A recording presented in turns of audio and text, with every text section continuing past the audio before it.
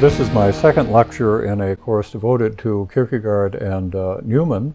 Having said a few things about both men, I then turn to Soren Kierkegaard. Although he was born after Newman and died before him, there are reasons, I think, why it's useful to begin with the thought of this fascinating thinker.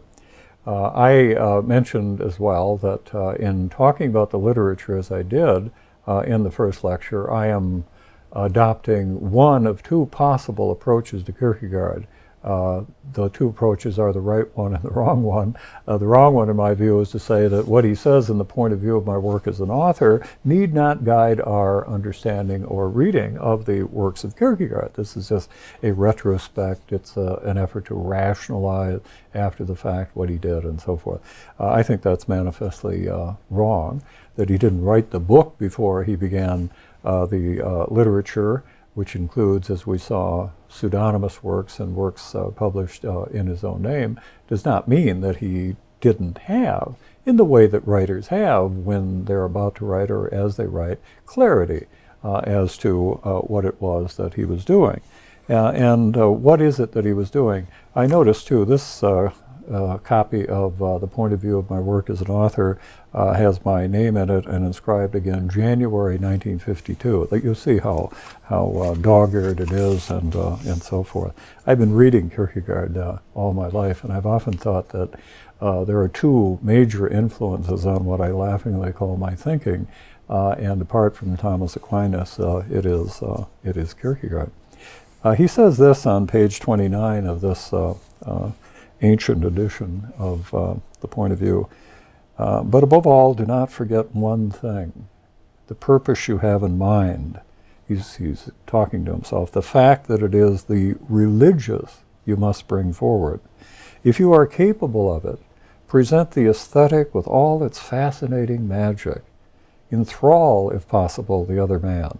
Present it with the sort of passion which exactly suits him, merrily for the merry, in a minor key for the melancholy, wittily for the witty, and so forth. But above all, do not forget one thing, the purpose you have to bring forward, the religious. When one reads either or, repetition, fear and trembling, stages on life's way, with this in mind, looking, as we're instructed to do, at the interplay between these works and the edifying discourses, which appeared in little bunches along with these works, they take on a significance which I think they would not otherwise have, and I think that's the significance that Kierkegaard clearly intended. At the end of the last lecture, I mentioned that while the literature is first of all discussed in the point of view as moving from the aesthetic through the ethical to the religious, there is another movement in the literature that shows up at the end of that first wave. Let me refer you to a passage in the point of view to capture that. The movement described by the authorship is this: from the poet, that is, from aesthetics, and then from philosophy, that is, from speculation, to the indication of the most central definition of what Christianity is, from the pseudonymous either-or, through the concluding unscientific postscript, with my name as editor, to the discourses at communion on Friday. He is here gathering together that first wave of the authorship and showing that the pseudonymous writings actually describe two movements, and they're very closely related here, but they needn't be, and that is from the aesthetic, from the poet, to the religious, from philosophy to the religious. But then when he talks about the literature, it sounds as if you move from either or into the works of another pseudonym, the one representing the philosophical, and then you move on to the religious. I think it's compatible with the point of view of my work as an author to see these as relatively independent. And I say relatively because what Kierkegaard is referring to as the aesthetic represents a universal aspect of what might be a impediment to Christianity, being drawn by the things of this world, preferring them to their maker, and so forth. This is a perpetual possibility, and of everyone. So there is a sense in which overcoming the aesthetic in one or the other of its forms, the witty, the melancholy, the merry, and volume one of either or certainly gives us that whole spectrum of possibilities. Overcoming that is we might say, a common human task, whereas overcoming philosophy is not perhaps something that everyone has to look to. What Kierkegaard does with a pseudonym called Johannes Climacus, John the Ladder, literally, is to rescue Christianity from intellectual confusion, from the sort of misunderstandings, mistakes, misdescription that occur in universities. And since not everyone goes to the university, at least not yet, this remedy is not something that is going to be universally necessary, perhaps, or at least not in the way in which he handles it here. So this is a special kind of therapy, we might say, that is undertaken by the second direction of the literature, those works which are attributed to, as I mentioned, Johannes Climacus. Now, people have wondered where he gets these names. Sometimes the names, the pseudonyms are just funny, like Nicholas Nota Bene and Hilarious Bookbinder and things like that. We know that no one is going to think there's someone in the Copenhagen phone directory, if there were one then, by that name. Well, no one thought any of these people were anyone other than Kierkegaard. So one of the anomalies of the pseudonymous literature is that it wasn't meant to conceal the ultimate author, the author of the author. So that when Kierkegaard talks about the impact that he wanted his literature to have, one of the things that he mentioned is the discrepancy between the kind of seriousness that begins to emerge as one follows this literature, and of course he's assuming, as all authors do, that everyone reads all of their books and with an attention that is probably reserved for sacred scripture, but he just assumed everyone was following every detail of the production, and they would see how serious this is religious. Finally, he's sneaking into the religious. He's trying, if not to preach to us, to do something almost worse, make us preach to ourselves. So that this recognition of the seriousness, what he then wanted to do was to prevent someone saying, well, look at what a serious man he is. I mean, look at the way he lived. This is obviously someone whose writings we ought to take seriously. Au contraire, Kierkegaard describes himself with a kind of Gothic imagination that we find in the Diary of the Seducer, as trying to appear to his fellow citizens of Copenhagen as a ne'er-do-well. He tells us that he would show up at sort of busy places in town at the busiest times, so people would think he's just lounging around Copenhagen all day long. He would go to the opera in the evening. He loved opera. He'd go to the opera, he'd move around, saying hello to everybody through the lobby. When the curtain went up, home he would go to write a book. So that he was trying to deprive anyone from relying on the author of the authors to take it seriously. He's always trying to throw the reader back on his own resources, the reader's resources, and not allowing him to lean on Kierkegaard as, well, this guy's serious, I better take him seriously. It's just the other way around. How can I take seriously a fellow who seems never to be home, who is never doing a day's work? When does he write these books? That's the sort of attitude that he tried to generate in his contemporaries. You and I have to do what the point of view suggests that we do, and that is to compare the pseudonymous works with the works written in his own name, and see if that interplay, that dialectic, has the effect that Kierkegaard intended.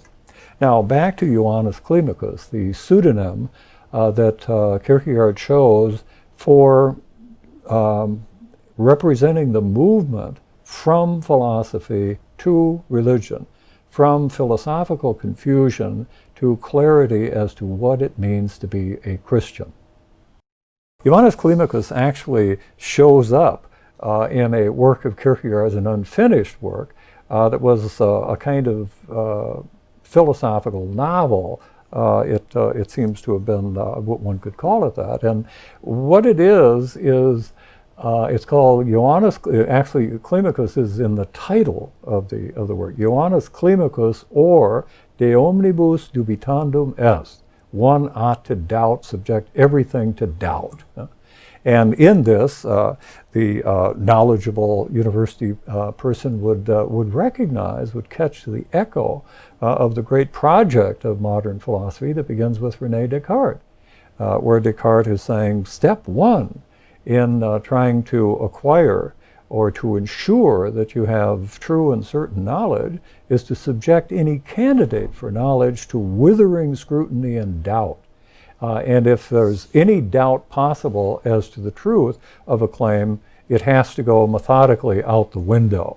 And finally, as you remember that great drama of Descartes, having set aside all propositions having to do with truths about the external world, and having set aside all propositions having to do with mathematical truth, he seemed to be devoid of any candidates for true and certain knowledge.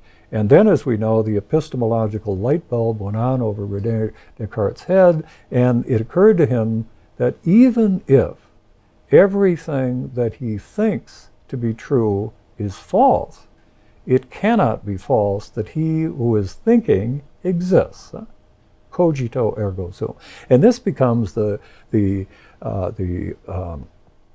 square one of modern philosophy. Self-consciousness, certitude about one's own existence as a thinking something. And from that, everything else is thought to fall. Now what this requires, what methodic doubt asks to do, is to subject everything to doubt. And Kierkegaard, like most, well not most, but this has occurred to other undergraduates and graduate students, what would it be like if somebody literally called everything into doubt? What if you began to wonder if the floor was solid, whether the walls are there, whether the light, whether there's anyone else here? Am I all alone? And as the Jewish joke goes, who's asking? I mean, it's a kind of project that we can imagine undertaking, and as soon as we would undertake it, we would see we can't doubt everything. If you're going to go over and see whether the door is real, you're going to assume the solidity of the floor, the distance from you to the door, and so forth. So what Johannes Climacus de omnibus dubitandum est is this kind of development of some young man who takes seriously what his philosophy teacher tells him. You must call everything into doubt. He says, okay, I will. And of course, then they're trying to stop him. Oh, we didn't mean that. We only mean in class, not out there in the real world. And so, but this is a serious kid. And he figured, if that's the way to get to the truth, let's try it. And of course, the thing is unfinished, but the implication is clear. The project with which modern philosophy begins is an impossible one. It's not something that we just don't have the nerve or the stamina to bring to fruition. You can't. No human being can do that. And of course, that's going to raise for Kierkegaard, what is a human being on this view of the project of philosophy? What is a human being? What does it mean to exist? What is the relationship between thinking of that kind and moving around in the world of the kind that the young man in the De omnibus dubitandum est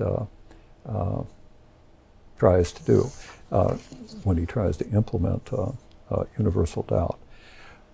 That use of the term, of the name Johannes Climacus, is in one sense irrelevant, and in another sense is a kind of promissory note as to what's going to come, the pseudonymous works which are attributed to Johannes Climacus. And they are two. On the one hand, a relatively small work, short work, which is called Philosophical Fragments. And then a relatively large work, this one, which is called the Concluding Unscientific Postscript to the Philosophical Fragment.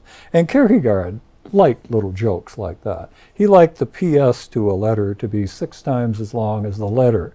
He wanted the sequel to the fragments to be this big, massive, and turgid book. He says, I'm putting the historical costume on the problem of the fragment.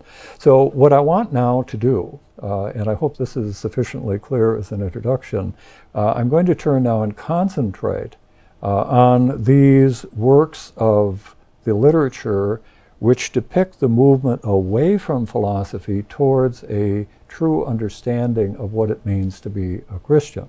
And I'm doing this because, one, this is offered primarily as a philosophy course, and we want to see what is the underlying critique of philosophy that is in these particular books, and we will consequently be looking at the fragments and in the postscript with that in mind.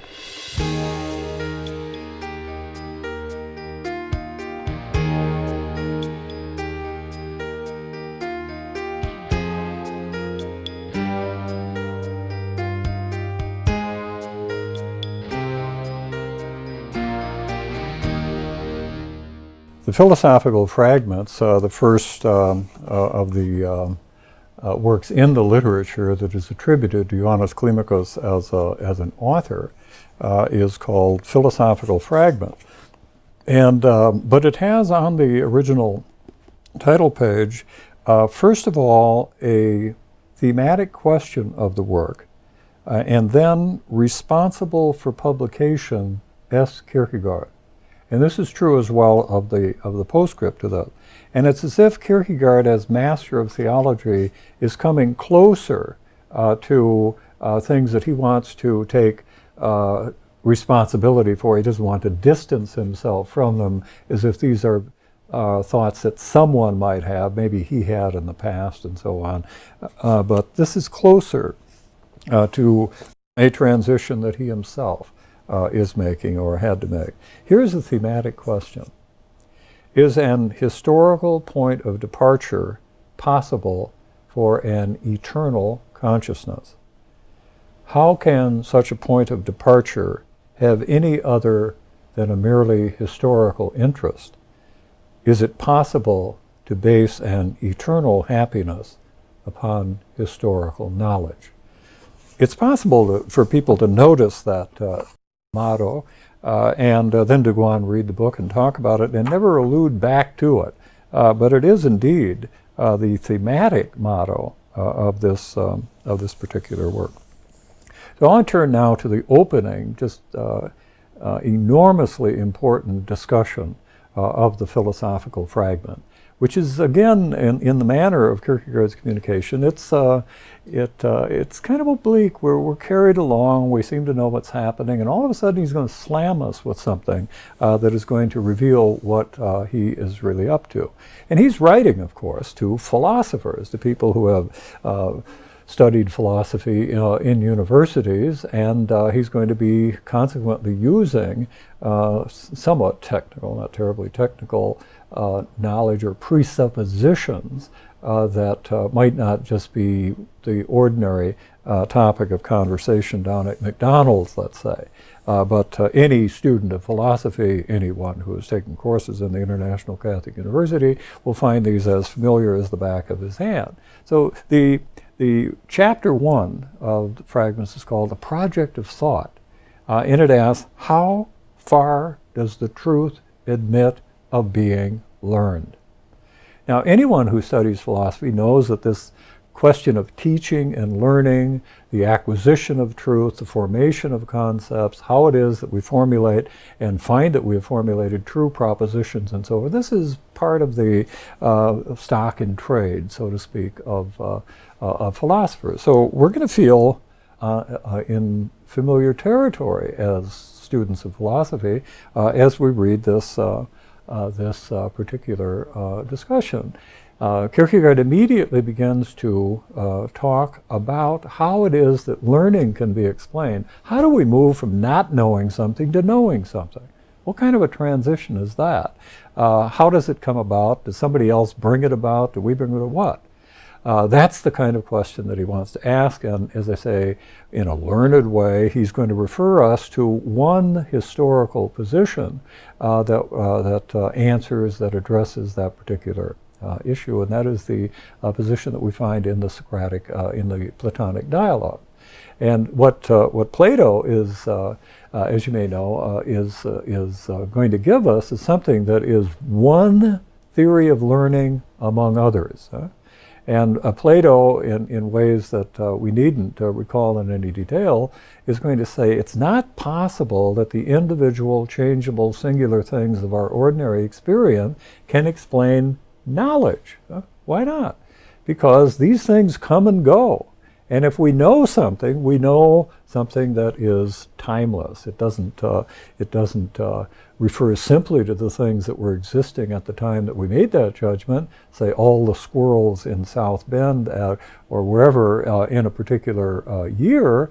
But if you start talking about the nature of the squirrel, the gray squirrel, the black squirrel, the red squirrel, and so forth, you're not just talking about these individuals that come and go. You have grasped something essential that transcends the individual and so forth. Well, Plato develops that, as you know, and then he says, how then do we get knowledge of what a squirrel is if it doesn't seem simply to be read off these evanescent and changing instances of squirrel?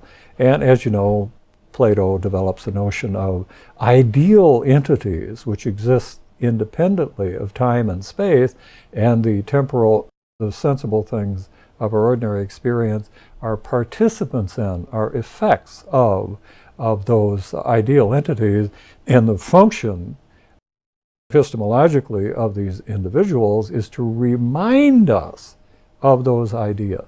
So Plato develops a notion of learning as recalling. The things of this world call us to the ideal entities, which according to one of Plato's stories, the soul was in direct contact with before birth. And when the soul is put in the body, the eye of the soul is blinded. We forget all those things, and we have to laboriously, through these little hints and images, remind ourselves of ideal reality and so forth. Okay, that's Plato's doctrine of how we come to learn. We don't. We remember. So what we call learning is simply being reminded to remember by the things of this world. Now, we might think that this is, as it is, simply one theory among others, and that Ioannis Klimakos has brought it up, and then if he's going to talk about something else, we're going to say, well, he's just talking about one among any number. You probably know several other accounts, philosophical accounts of how we come to know. And whatever he says about this one is going to be relevant to that one, but not to these others that you and I know about, but Klimakos is mentioning. What Klimakos actually does is to look at this very specific Platonic account of how it is that we come to learn, and he notes certain aspects of it which turn out to be general to any possible philosophical account. And what are they? They're this, that insofar as one human being is a teacher and the other is a learner, the teacher is merely an occasion for what the learner comes to know. He doesn't cause it in any strong sense. Socrates used the metaphor of the midwife. The midwife doesn't give birth, it enables the pregnant woman to give birth to her child. So it is the teacher doesn't cause knowledge on any account, philosophical account of knowledge. He occasions it.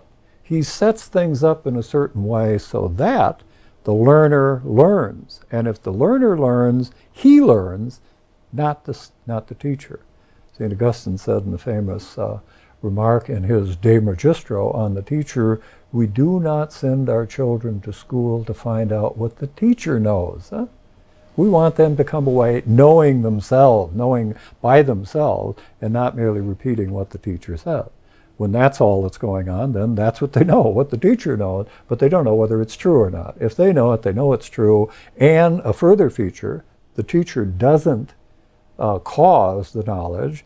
And two, it's assumed that the addressee, the learner, has the capacity. When you give someone an explanation, you assume that your addressee's got the wherewithal to follow you and understand it. And when he understands it, he understands it. So the teacher, first of all, is an occasion. The learner has the capacity independent of the teacher. The teacher presupposes it. He doesn't give the capacity. And thirdly, when this happens, and of course it happens at some particular time, when it happens is inessential or incidental to what is known. So that if I know that the sum of the internal angles of a plane triangle are equal to 180 degrees, I hope I remember that correctly, if I know that, I don't have to say, and after it, January 13th, 1936 or something like that. And somebody said, what's that? You say, that's when it suddenly dawned on me that the sum of the internal angles of a plane triangle. I mean, that's irrelevant to it. And yet it's relevant to my biography, and maybe I do have a diary in which I record my geometrical accomplishments and others in that way. I date them. But one doesn't expect that to be important. The teacher doesn't say, I'll never forget that snowy day in 1918 or something like that. I mean, that's nice for him and maybe his children, but it doesn't mean anything to you when you're trying to learn, say, the mathematics that the teacher is teaching. So three factors emerge from reflecting on the very particular, peculiar, one among many accounts of learning that we find in Plato. Three factors that are true of his and anyone else's. And that is that to have a teacher and a learner is to have a teacher who is merely an occasion, a learner who has the capacity, independently of the teacher, and learns something that is fairly timeless, in the sense that when it happens is not part of what one knows.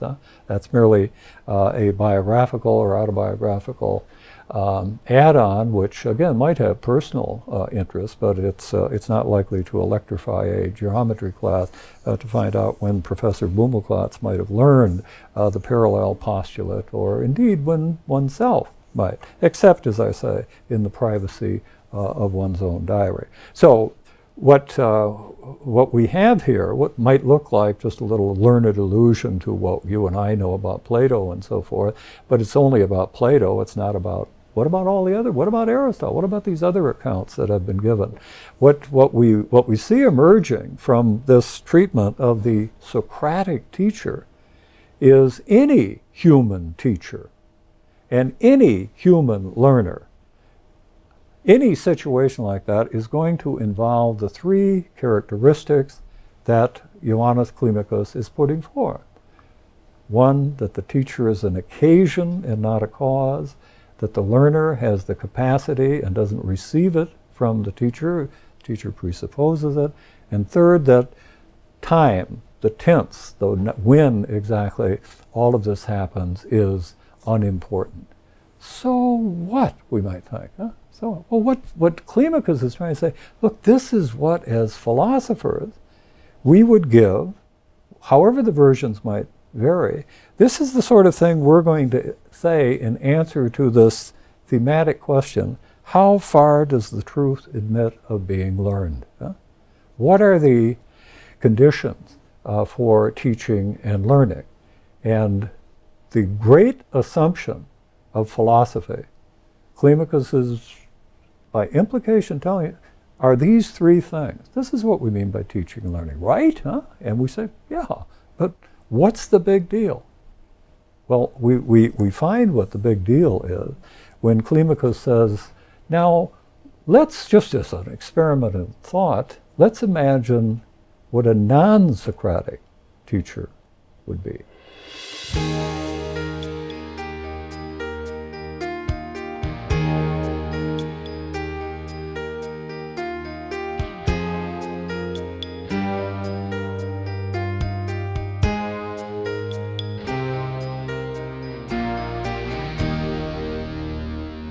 So the question that arises, once we have described, or once Climacus has described the Socratic teacher, which again, I can't emphasize this too much, he doesn't mean the teacher as Socrates or as Plato describes him, and then there are all these other philosophical ones. The way Plato describes teaching and learning is peculiar to Plato, but again, what Climacus wants to imply and to draw out is, wouldn't it be the case that any philosophical account of learning and teaching would involve factors that are involved in the Platonic account, but aren't peculiar to it?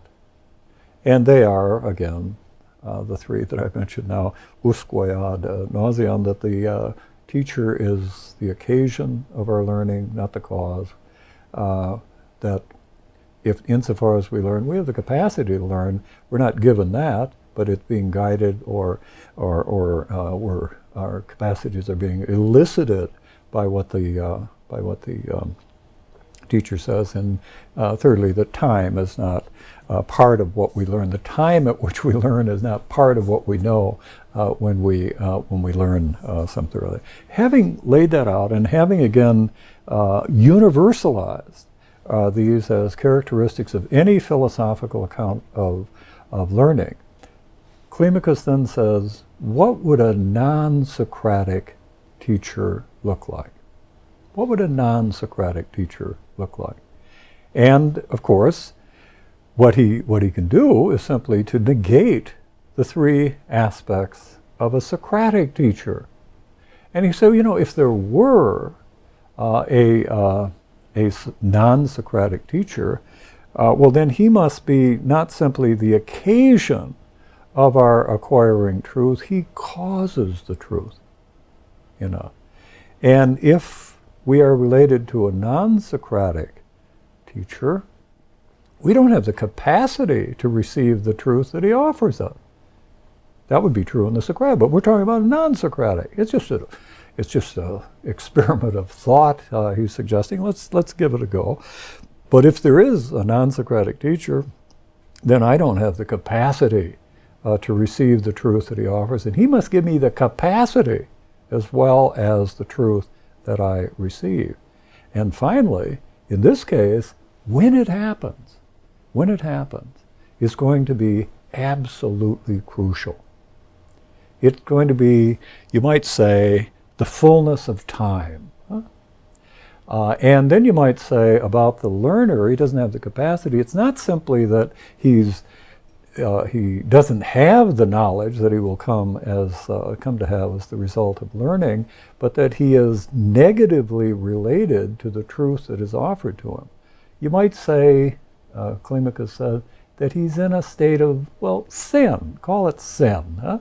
And then, you can see what he's doing. What he's doing is in imagining what a non-Socratic teacher would look like. He begins to recall and to provide occasions for his reader to say, wait a minute, if Christ is a teacher, he's not a teacher like any human teacher.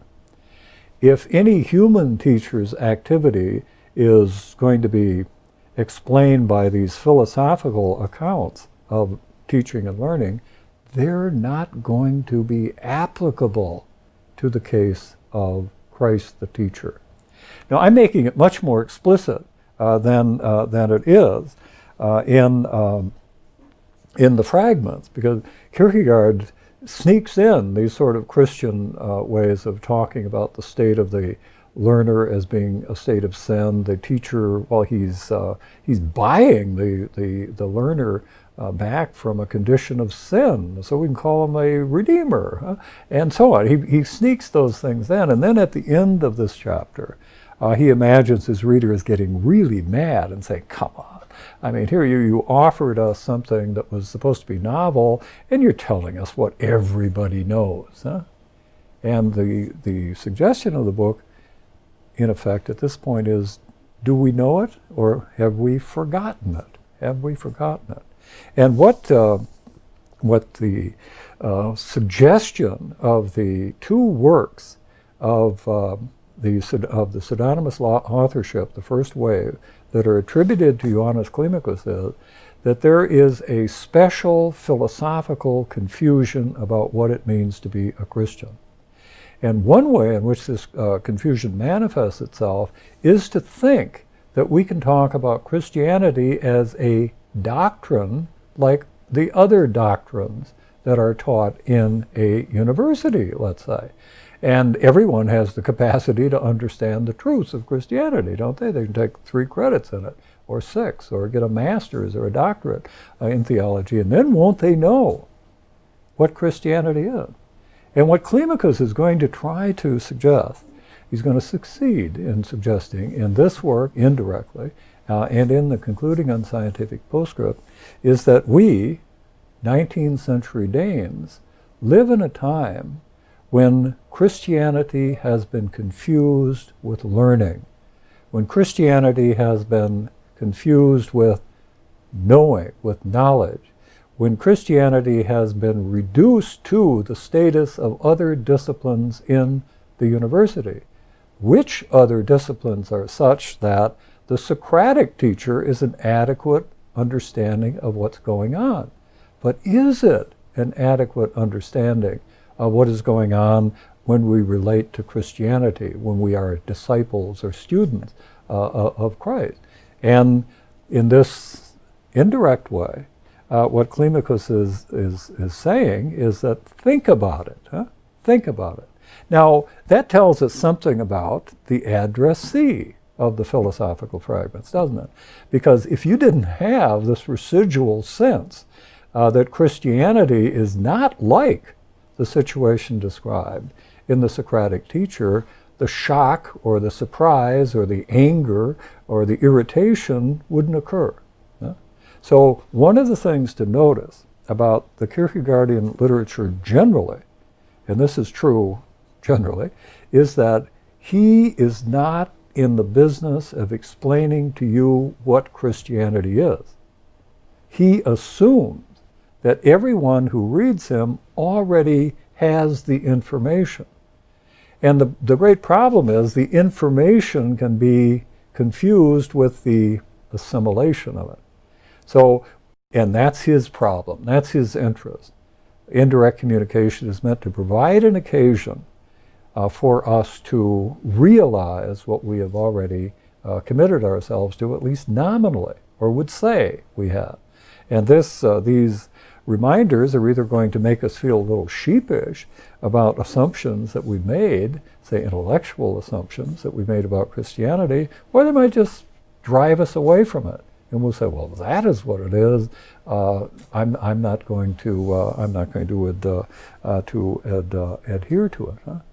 But what emerges from this, and this is of course common to the Kierkegaardian literature, but it has a special valence in terms of the second movement away from the philosopher to Christianity. The 19th century, he's saying in effect, is beset by confused notions of what Christianity is. And this confusion comes from philosophy.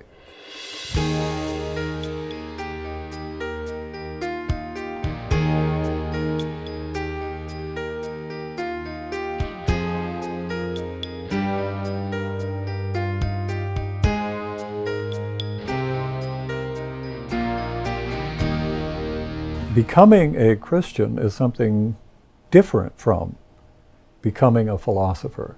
Becoming a philosopher is to learn truths occasioned by a teacher, books, whatever, that one didn't actually know before, and to be able to defend and argue and that sort of thing.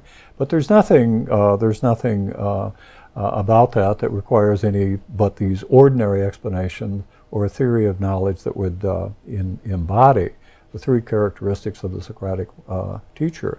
And what Kierkegaard's indirect point is, we have gotten into the habit of thinking of becoming a Christian as if it were a matter of the 50 drachma course, as if it were a matter of going through a university, getting a degree and so forth, acquiring knowledge.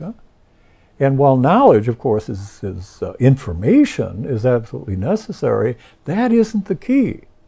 Kierkegaard, as I mentioned, is presupposing all the information imaginable about Christianity in one sense of what it is. If he couldn't presuppose that, nothing that he does would work. As he says someplace, if I were a missionary and I had to tell people for the first time about Christianity, I would have to employ a lot of direct communication.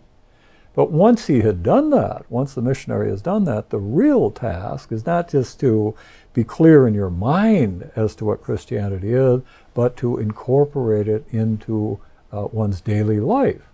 That's the real task. That's how one becomes a Christian. And becoming a Christian is not like becoming a philosopher or becoming informed about Christianity, let's say in a course in comparative religion or something like that. That isn't how you decide whether or not Christianity is true for you. So Kierkegaard is aware, lest we think otherwise, of this informational level of Christianity. And his point is that we have that to a fault. And this is 19th century Denmark. Everybody knows. They can chatter about the most arcane aspects of Christian theology, as if that, being adept at that, were what it means to be a Christian. So he's making a point that is as old as Christianity. Be ye not hearers of the word only, but doers also. If there were a single text to put over Kierkegaard's literature, perhaps that would be it. That's its point. So it's not a unique one, but it's one that we constantly need reminders for. And at any given time, there is a special kind of reminder that is necessary. Doubtless, the peculiarities of Kierkegaard's indirect communication would not be relevant or applicable to the beginning of the third millennium, perhaps not. But it's perfectly conceivable that they wouldn't. But something like what he did would be certainly relevant for the task of those who are trying to become Christian. Notice something else, given this, that while the Socratic teacher is distinguished from Christ as the teacher, there is something Socratic about Kierkegaard's Christian teaching, because he is not able to give what he is reminding his fellow Christians of. He's assuming, in the case of nominal Christians, that in some sense they already have it. So what he is an occasion. He's an occasion. He is a Socratic teacher within Christianity. He mentions this, or Ioannis Climacus does, in the fragments. There is a kind of transposition of this as a method, but not as presupposing the three factors of the Socratic teacher that I mentioned before. Who's the enemy here? Who's the enemy? If we think of that movement from the poet to the religious, we might say the enemy is within. Everyone carries with him the possibility of that kind of being diverted from the Christian task in his passions and his emotions and the like. But in the case of the movement away from philosophy, we're talking about a very special milieu. And presumably in the Kierkegaardian critique, there is embedded a criticism of what has been going on in philosophy. And he has very definite people in mind. Anyone who reads Kierkegaard is going to become aware of the fact that he was totally disenchanted by Hegel. But we shouldn't, whom we studied, and as he said, I translated him into Danish to get a firmer grasp on what he was saying and so forth. But when he was disenchanted by Hegel, it was almost total. But prior to Hegel, we have Kant. And Kant has a very important work for what Kierkegaard is after here, called Religion Within the Limits of Reason Alone. And what Kant is in effect saying is, the New Testament is a beautiful book. All we have to do is to remove all the miracles and all claims for some kind of knowledge beyond human kin and so forth. And then we get a nice sort of ethics that is, as a matter of fact, just about what anyone would come up with, if not anyone, but any number of people might come up with if they put their minds to how people ought to behave, so that the Sermon on the Mount begins to emerge. Well, wouldn't anyone say, don't the great religious or moral teachers, don't they say something like that? In other words, this is not the dumbing down, but the devaluation of Christianity. It's bringing it within the limits of reason alone, so it's merely something you know. If it's true, it's true with the same punch as anything else that you would hold to be true. Jesus isn't special. What he said isn't special. Our accepting it isn't special. It's all within the limits of reason alone. Hegel carries on in that particular tradition, saying things like, philosophy is the truth of religion, as if somehow one had to subsume religion into philosophy, and then it takes on its true value. It has to be validated, in short, by the philosopher. Hegel puts it this way in his philosophy of history, that the Christian is obliged not only to love God, but to know him. And how do we know God? Well, history is the providential unfolding of the divine causality. So the way we come to know God is by knowing history.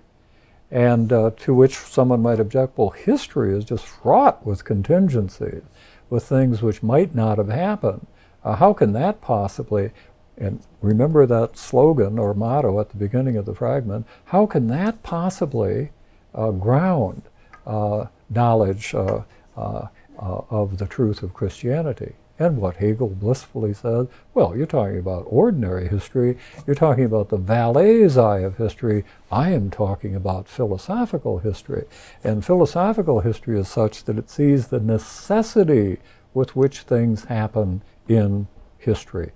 So the emergence of Christianity is almost like the emergence of a conclusion from antecedent premises, and the philosophical historian says, right on time, comes Christianity, just as I would have expected, and so forth. Kierkegaard can't have too much fun with this. He describes Hegel's explanation. He's always about to do this, show us how all this is necessary. And Kierkegaard, on one occasion, said, Hegelianism is like a house. You go buy it, and there's this for sale sign, and you're taken by the house, you go back and forth. And one day you go in and ask about the price. And you find out it's the sign that's for sale, not the house. And so too with Hegel. There's this vast promissory note, but you're always dashed when you ask, well, how actually do you... It's a big mistake. That's finally Kierkegaard's... this is a rock-bottom mistake, thinking that Christianity is an intellectual task of that kind, that this is the way you establish its truth, that there's some kind of technique that is common to our pursuit of truth, which you apply to Christianity. On the basis of that, you're going to be able to say whether or not Christianity is true. This is total and utter confusion Climacus wants us to see. We don't accept the truths of Christianity because we have arrived at them by means of argument, because we took a class, because we suddenly had this human insight as we were reading the Psalms or something like that. That isn't the way it comes. It's a gift. It's a grace. And it is unworthily had by those who have it. Not that they earned it in some way by taking 9 credits as opposed to 6 or something. So this kind of reminder, as soon as it's made, we figure, that's obvious. But Kierkegaard doesn't make it in this direct way. He makes it obliquely and indirectly, so we make the comparison. And then if certain assumptions can be made that we really want to be Christians and so forth, we're going to see the discrepancy and then want to do something about it. Now, in the course of this, in reminding us that religious faith, Christian faith, is not something that is achieved on the basis of the usual kind of inquiry and arguments that define most of the discipline in a university, Climacus will go beyond that.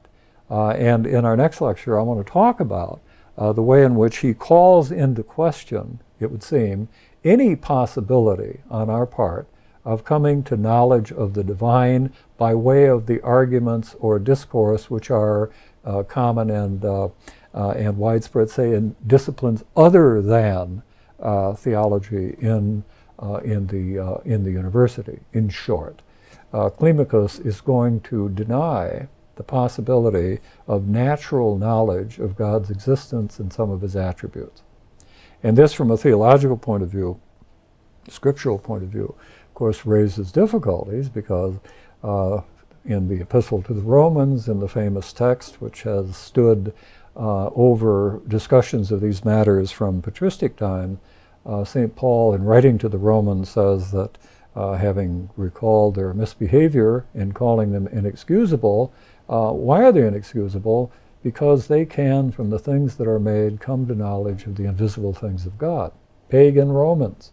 And they're held responsible, their actions are said to be inexcusable, not on the basis of any subsequent conversion, but because the world is a sufficient book to tell them there is a God to whom they're responsible, and acting in the way in which they have is consequently inexcusable.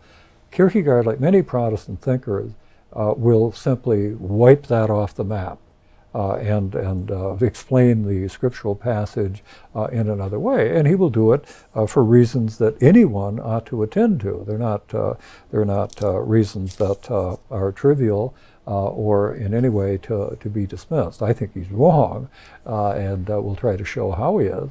I think he's wrong to deny that it is possible to come to knowledge of the existence of God. And I'll do that, first of all, kind of quickly. Kierkegaard isn't satisfied, Climacus, the author of the fragment, is not satisfied with saying that you can't prove the existence of God. He says you can't prove the existence of anything. To prove the existence of anything is to presuppose it in order to prove that it exists. And he takes this to be a real clincher. And is obviously, he takes some satisfaction from it. And it sounds as if there's something to be said for it, as of course there always is, for something which may turn out to be wrong. In order to prove whether or not there is a certain planet in a certain galaxy relative to other planets in that galaxy and so forth, you have to have a description of it. What are you looking for? So it looks as if you already know what you're looking for, and when it shows up, well, what's the surprise? It's something like that is what Kierkegaard seems to have in mind when he says that you can't prove the existence of anything, therefore you can't prove the existence of God. Every proof of existence presupposes the existence of that whose existence you purportedly are proving. Therefore, applied to proofs of the existence of God, they all presuppose the existence of God, so they're obviously not producing it. Now, along with that, he would say, it's as if the argument brought about the existence of of the thing whose existence is being proved. Now, there are a number of things. This I think, is very wrong-headed, and it tends to equate causality, natural causality, and causality in knowledge. What causes my knowledge is not cause of the thing of which that I know. So it's not if I have a proof for the existence of that planet I mentioned before that somehow my process of proving or my verification of it brings the planet into existence. Obviously not. So in some sense, if we prove the existence of something, its existence is presupposed to our knowing that it exists. But what we're talking about in a proof is how do we come from not knowing it exists to knowing that it exists? And the fact that we have to have a description of it in order to look for it doesn't mean that we've already settled the question. In a murder mystery, when the detective goes looking for the perpetrator of the crime, he doesn't know who that is. And if it's a certain kind of mystery, it might turn out that there wasn't any crime, or that there wasn't any victim. Think of the mystery of Roger Ackroyd, for example. I mean, you got a suicide rather than a murder. I hope I'm not giving away the plot of one of Agatha Christie's best mysteries for those who appreciate mysteries. But the detective is trying to establish the existence of something. That doesn't mean that he's already established the existence of something. He knows what it would be like to find the one responsible for the murder, but that doesn't mean he knows that there is such a person even, let alone who it is. These are elementary things, and great minds make elementary mistakes. I think Kierkegaard here is simply misled by the difference between causality in the real order and causality in the order of knowledge. What causes our knowledge, again, is not cause of the thing, knowledge of which we have, of the existence of that thing. Those things that are causal in the real world are not always causal of our knowledge. In the case of God, he is the first cause. We're going from effects to try to establish that they demand that kind of cause. But we need, of course, some nominal definition of the thing whose existence we are out to prove. Kierkegaard probably could have been stopped in full flight when he's developing this and been reminded of the posterior analytics of Aristotle and said, yeah, there's something. But what's really motivating him and what leads one to not to take too much pleasure in this kind of calling into question what such a great mind meant is what motivates him. And what Kierkegaard is really after is the suggestion that proofs will establish the specific truths of Christianity and make faith unnecessary.